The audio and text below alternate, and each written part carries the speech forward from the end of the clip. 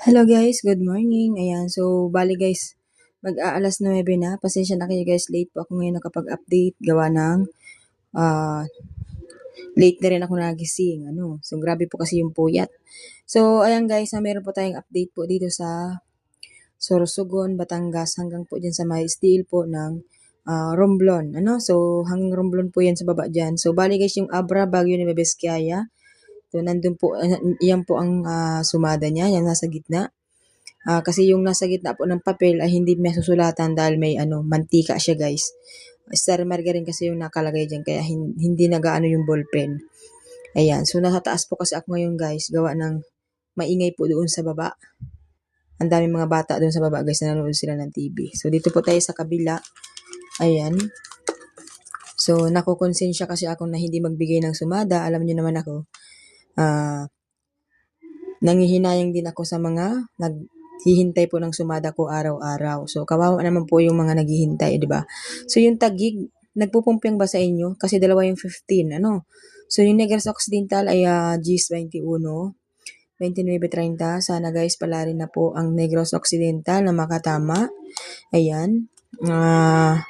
Sana pagbigyan at ang Camarines Norte, di ba? Marikina, lalo-lalo na po Marikina, sana manalo na din po yung sumada natin sa mga nag-aabang. Ayan.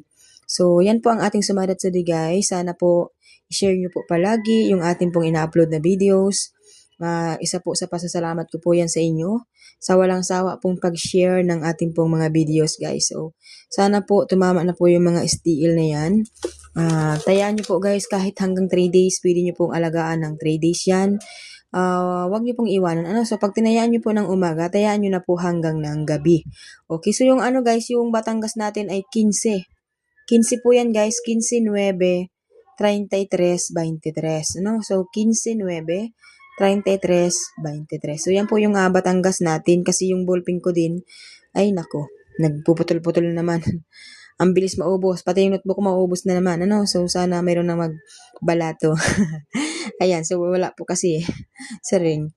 So, sana guys, manalo na po yung mga nagbibigay sa atin ng blessings. So, yung paulit-ulit na po kasi sila lang po talaga yung nagbibigay.